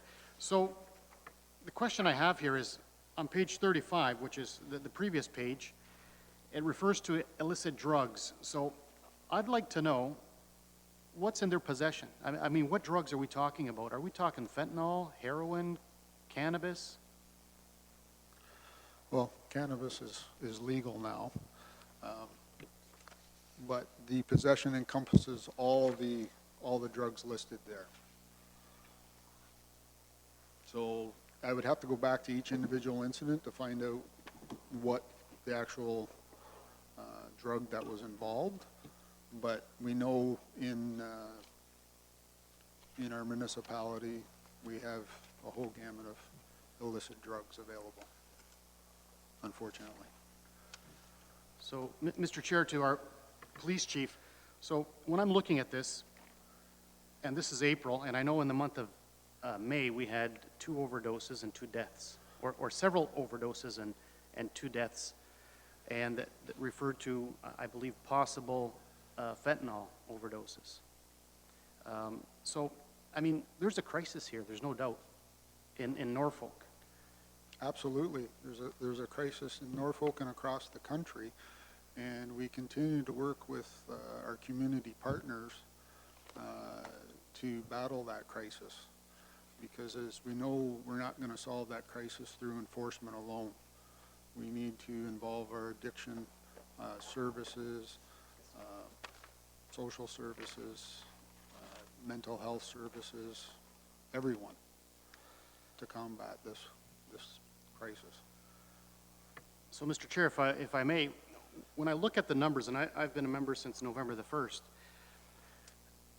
I understand that we have an epidemic of proportion here with regards to drugs and when we talk about fentanyl. So my question here is, we know by looking at the stats that there's an increase, and what I notice also, Mr. Chair, to our Chief of Police, on page 32, illicit drugs, I mean, it's my understanding that it says, based on a 5-year trend, it was estimated that the Ontario Provincial Police Norfolk County Detachment could expect 7 events. So we're already expecting, or the police are expecting this, but my question, Mr. Chair, to our police chief is, should we have a task force here in Haldimand, Norfolk, with respect to this? Because, I mean, it's an epidemic. And my question becomes is, there are a number of officers allocated, and here we go again, downtown, and I'm not just saying it's downtown Simcoe or downtown Port Dover or Delhi. I honestly believe, Mr. Chair, to the Chief of Police, that we should have a task force with a number of professionals to kind of help combat this. And I know it's provincially wide, or it's Canada-wide, but locally, we lost 2 individuals in the month of May here in Simcoe. And I know we're in the western region, so the question I pose to our Chief of Police, Mr. Chair, is would you agree, Chief, that we should have a task force and look into this? Because what I'm looking and reading from the illicit drugs and what the OPP are basically saying is, look, based on the 5-year trend, we're expecting 7 events. So my question is, what are we doing? You know? Thank you. Through Mr. Chair, we do have a task force. We have the Community Street Crimes Unit that focuses on drug-related issues as well as property-related issues, because the two go hand in hand usually, and they do great work. So we do have a task force locally. We also have, provincially, we have resources available, as well as we work with, jointly with our other municipal policing service partners on larger issues, because there's also with any illicit drug, they're coming from somewhere. They don't normally originate from our municipality. So we do have a task force in place. What's the interface with the health side of the equation? Well, we have the interface through the situation table, as well as we continually liaison with Canadian Mental Health Association and their now Addictions Mobile Outreach team as well. We're setting up a memorandum of understanding whereby if we respond to a overdose call, that with the permission of the individual, we will refer that to the Mobile Outreach Addictions team and for further assistance. Again, it's a social issue. We have to get the people off the addiction. Go ahead. Mr. Chair, to our Chief of Police, thank you for that answer. What I'm referring to as a task force is a number of professionals. I'm thinking the health unit, doctors, family doctors. I mean, I understand there's 39 or pretty close to 40 family physicians in Haldimand, Norfolk. And I mean, they see these individuals.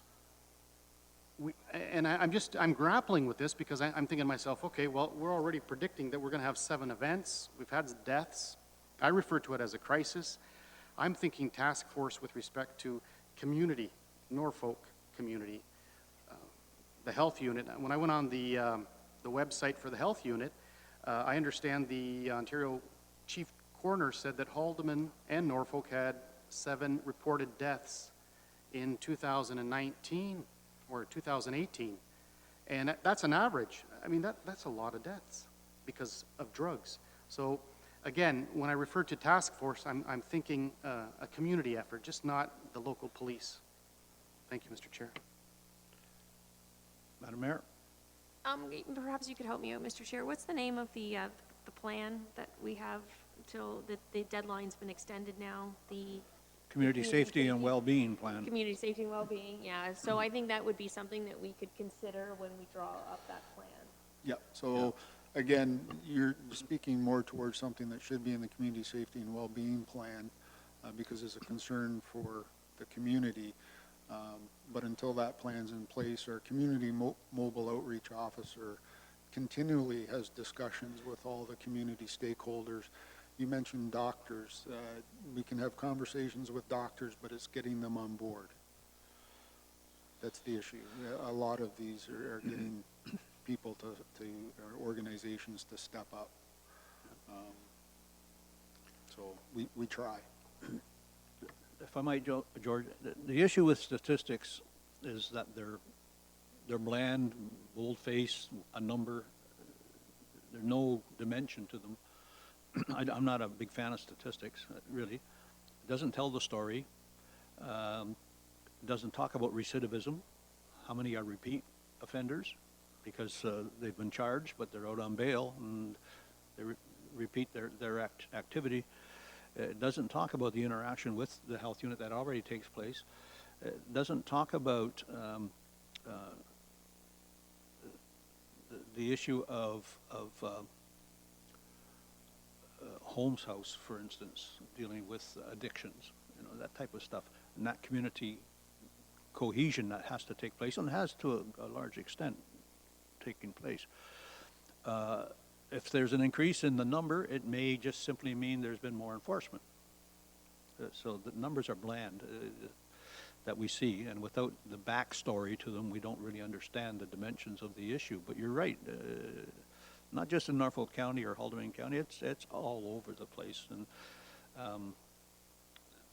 if you're looking for immediate action, and I suggest that you might want to take half an hour of the inspector's time and sit down with him and go over what has taken place and what is taking place as we look forward to the community safety and well-being plan, which now was directed to be in January of 2021, has now been pushed forward to a date unknown at this point while we're dealing with the COVID-19 issue. So is that a solution? No, that just brings people to the table to deal with the issue and see what the solution might be. So is there any hope immediately? I just, without having the inspector's approval, I'll just see if you can sit down with him 6 feet apart and have a conversation about the issue. But there are people that are out there, street team and the health unit, folks working with, addiction folks working with the police. In the first instance, their role is enforcement. That's why we see that bump in numbers. Go ahead. Thank you, Mr. Chair. The reason I bring this up is the numbers aren't declining. They're on the incline. And the concern that I have is the police are aware of it. We're all aware of it, but what are we doing? And so my concern is if I come back to this police board meeting in June and there's another death, that's another death. There's another mother and father who've lost a son.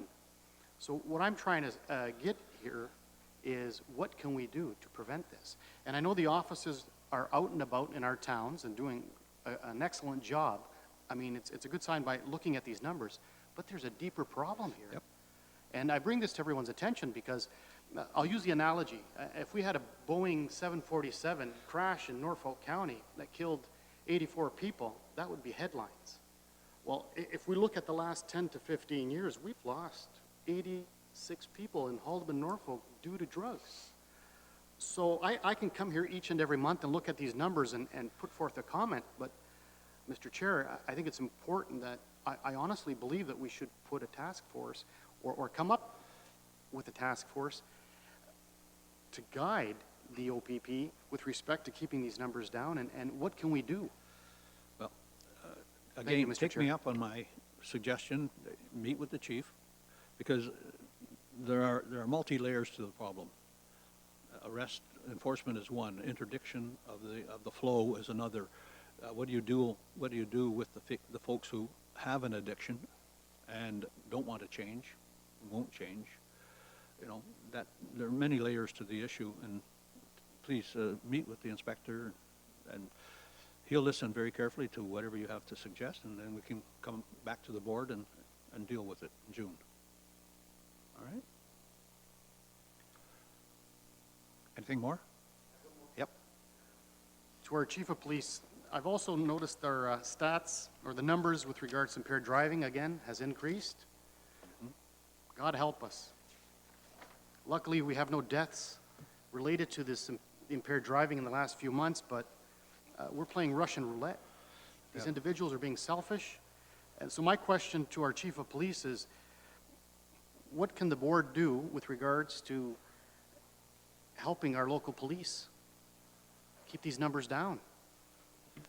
Again, our main function is education and enforcement, and again, impaired driving is very much a societal addiction issue, and we need to involve all our community partners. Again, if we go back to the Community Safety and Wellbeing Plan, again, that brings all our community partners together to come up with a formalized plan.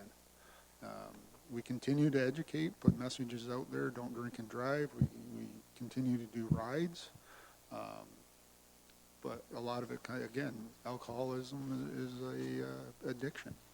And, police, we don't have the resources to solve that addiction.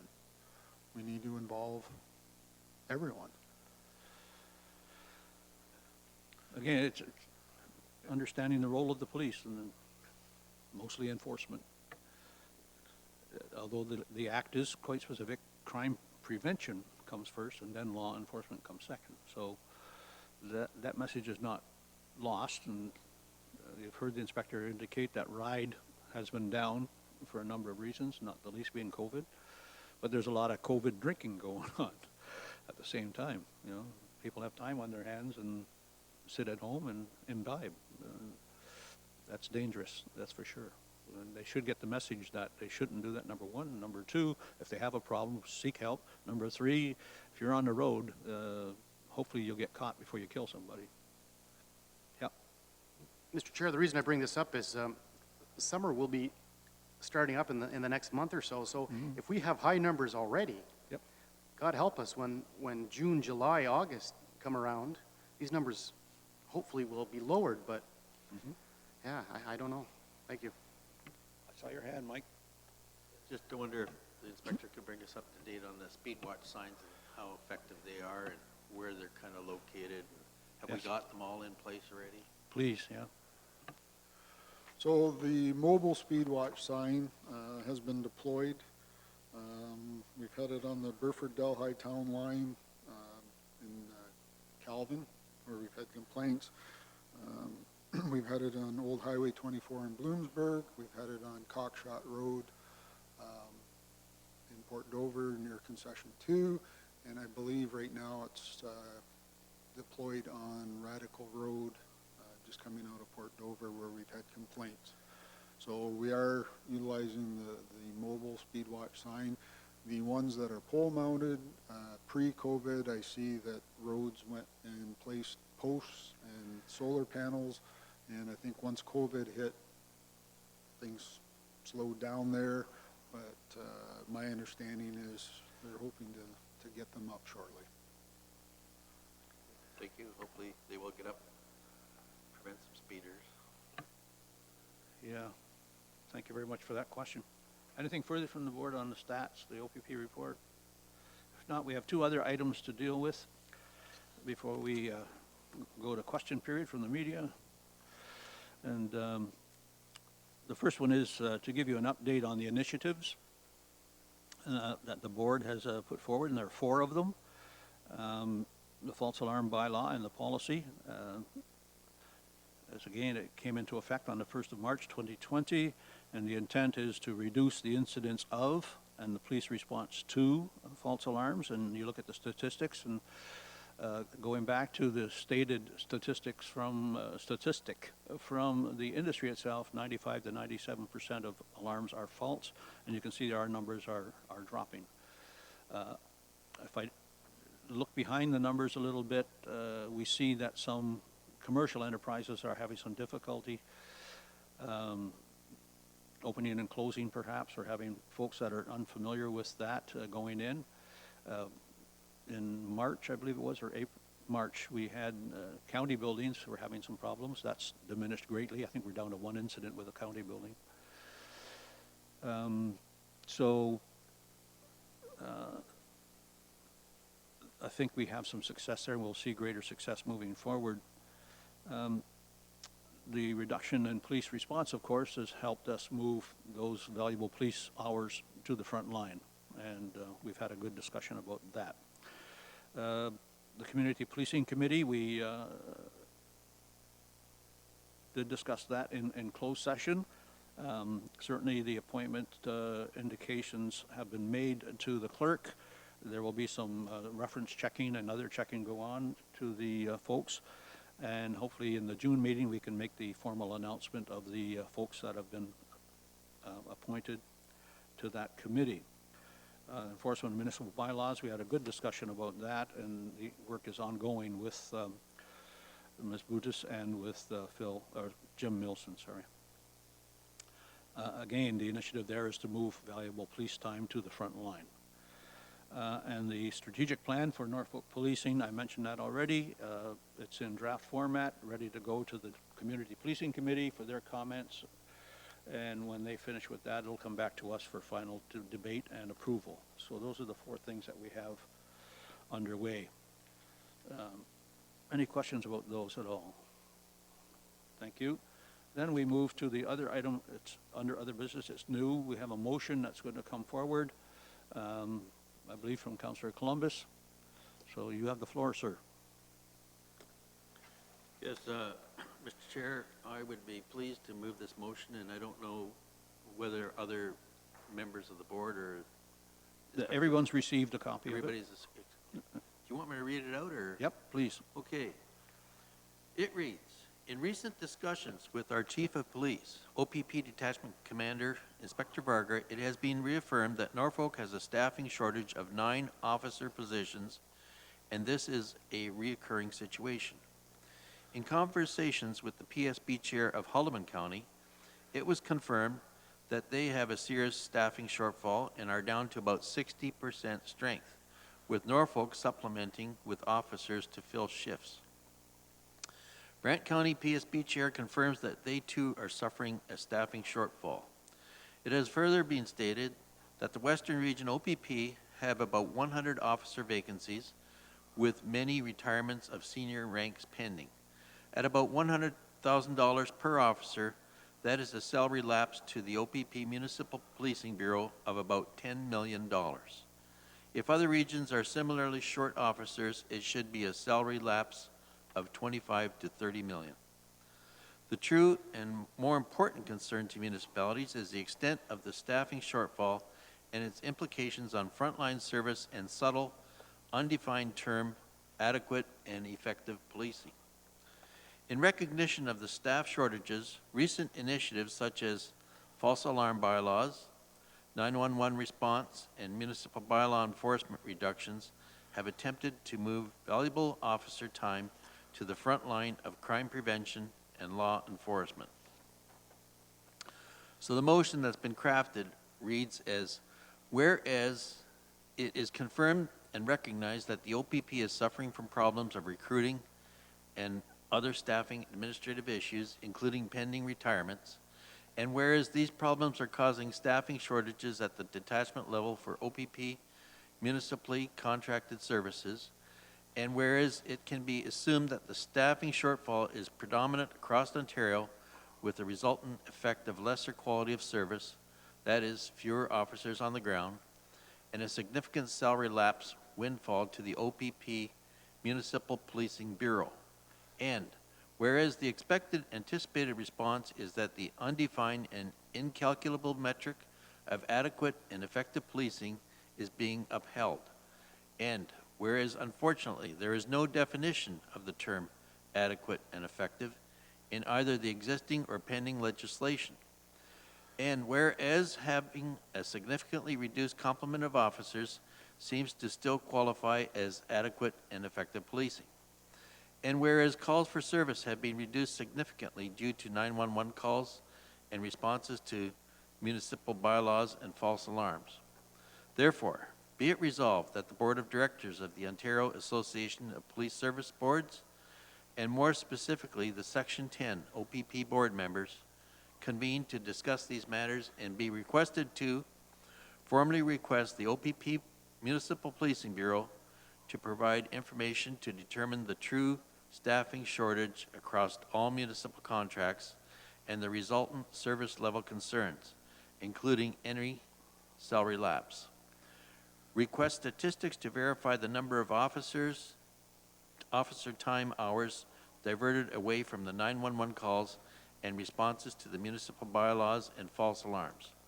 Commence discussions to effectively return staffing to municipally accepted levels and compensate municipalities for the equivalent of the salary lapses now and going forward.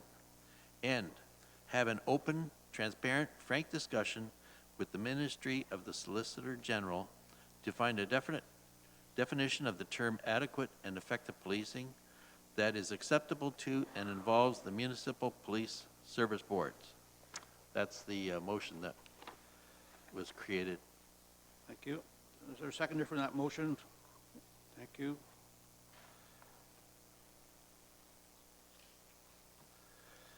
So we have the motion, it's on the floor for discussion. A little bit of background to help you. Certainly with respect to how much time or hours have been moved to the front line across Ontario, particularly in the western region, we were provided with a number that is not at our liberty to expose, but it was in the tens of thousands. So the initiatives of not going to 911 drop calls is a big one. Certainly false alarm bylaws is another one, because when we introduced, or were in the process of introducing our bylaw, we were requested by other divisions and detachments to send them copies, and certainly copies were provided to the industry itself and to the Ontario Association of Police Service Boards executive. So the message got out very clearly. The communications that I've had with Brant and Haldeman were very telling.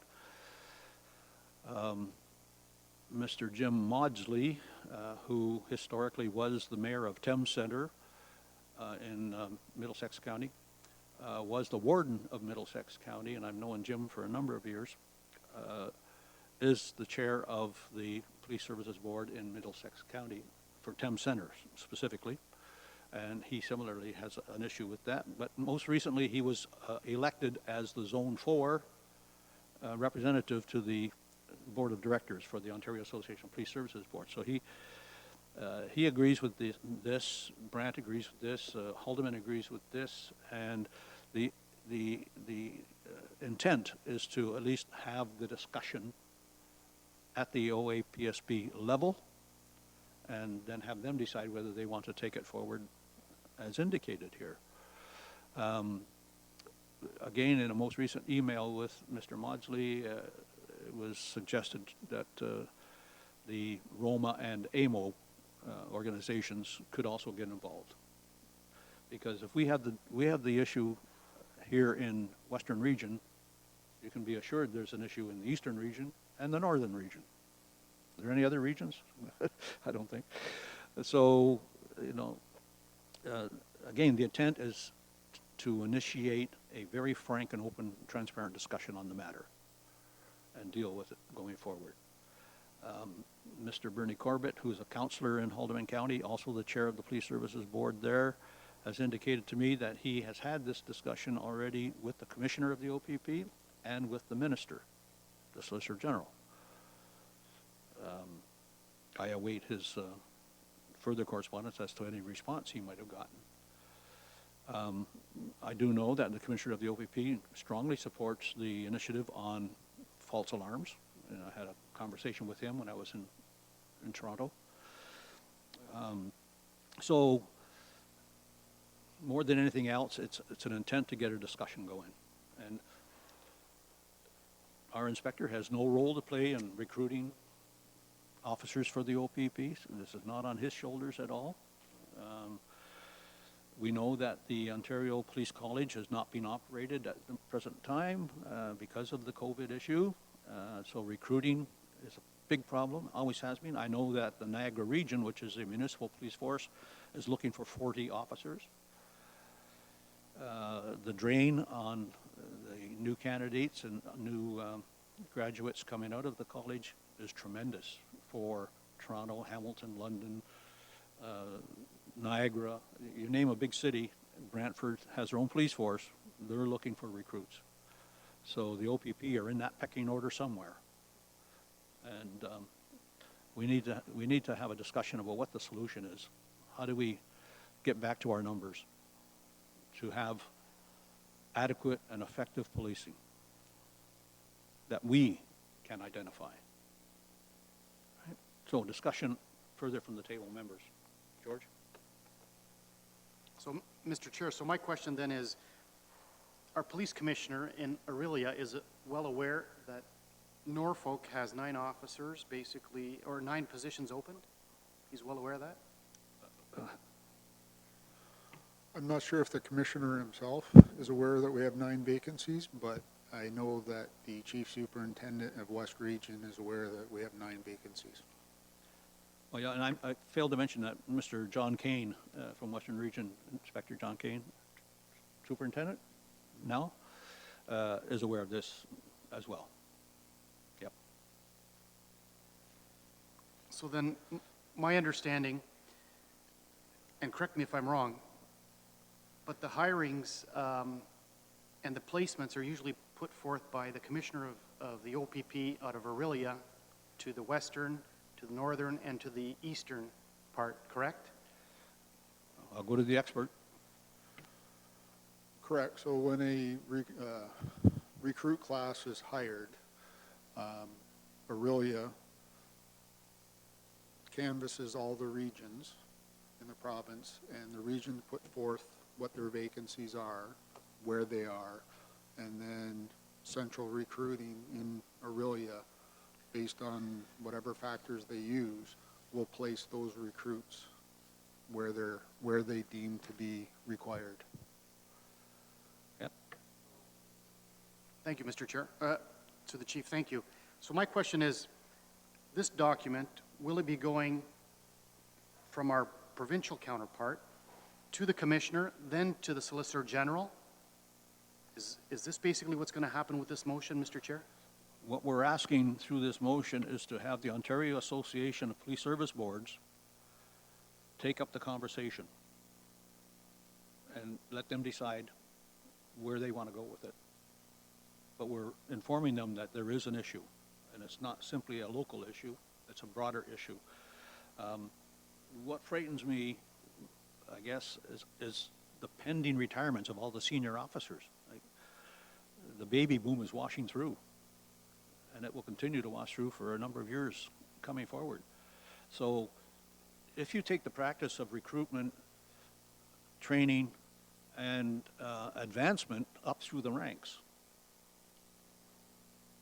with the exception perhaps of the commissioner who happens to come in sideways from another police force, but if that's the way it happens, and I know it happens in the RCM police that way, then you're further depleting the ranks.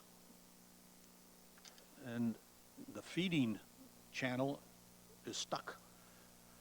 It's like a sausage factory. It's not coming out fast enough because there's so many competing forces looking for recruits. Anecdotally, I can tell you many years ago when I was involved in something very similar as an instructor at a community college in Ottawa, there was a heavy conversation that took place around having the community colleges train very basically so that the candidate, him or herself, paid for their training so that then they could be accepted in the police college. So offload some of that time and some of that cost. And that took place. But I think we're at a stage now where it's becoming a tremendously serious problem across Ontario, and it has to be addressed.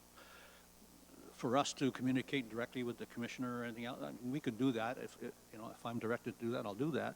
But what I'd like to have is the board of directors of the Ontario Association of Police Services Board, who has the clout of all the police services board to take it forward. Okay. Mike? This is a question for the inspector. So Norfolk County is short 9, and does that include those off on sick leave or that type of thing, or light duty? So we have 9 vacancies, and we have a full complement of, I believe it's 86 constables, and out of those 86 positions, 9 are currently vacant. Thank you. Yeah. So the answer is no, it does not account for the people off on long-term or accommodated services. 9 vacant positions. Okay. Anything further? So we have the motion moved by Councillor Clement, second by Willie Sanhood, and I'll call the vote. All in favor? Unanimous. Thank you very much. Excuse me.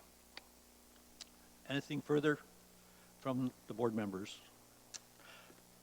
Your worship.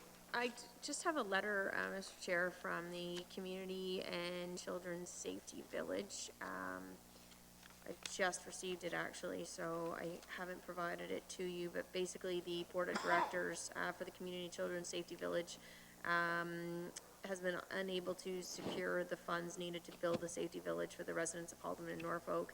And at this present time, given the economy and they say the ever-changing world, they've decided that this is the time to make the difficult decision to abandon that project here. And you want to have us do what with it? Nothing, I just wanted to inform you. I know it had come up in the past in discussions with, I believe they have one in Haldeman. So I just wanted to let you guys know that they weren't pursuing that any Yeah. further. Okay, you want to just have Megan give that to me? Sure, Well, actually, I'll provide I'm it going to to you. put it in this file folder. I've asked Megan to send me these to my email so I Okay. can respond accordingly to each of them, and I will do that. My intent is, I know you get a lot of email and you get a lot of mail. Anything that deals with police matters, I'm just asking you, Megan, to send that to me, and if it's of interest to the board, we'll share that. If it's by law, I'll make sure that Paula gets it, that kind of screening. Get that stuff off your desk. Make your job a little easier. Anything further from board members? George? Mr. Chair, I just have a question to Madam Chop, if I may, or Mayor, Madam Chop. Back in November, I don't know if we all remember, we had a community member, I believe his name was Captain, what was his name? Just bear with me 1 second. Captain Bradley, or Bradley, from St. John's Road and near Tisdale, and there was a request back in November to have a solid yellow line or an orange line put on St. John's Road. So I'm just wondering, Mr. Chair, to the mayor, if Norfolk County has fulfilled that order? They have not fulfilled it yet. There was no line painting that took place last year, but in fact, it just came up at the last council meeting. Jason Godby addressed it, and they're well aware of the need to do that. And when they do get the line painting contract for this year, I know that's on the list.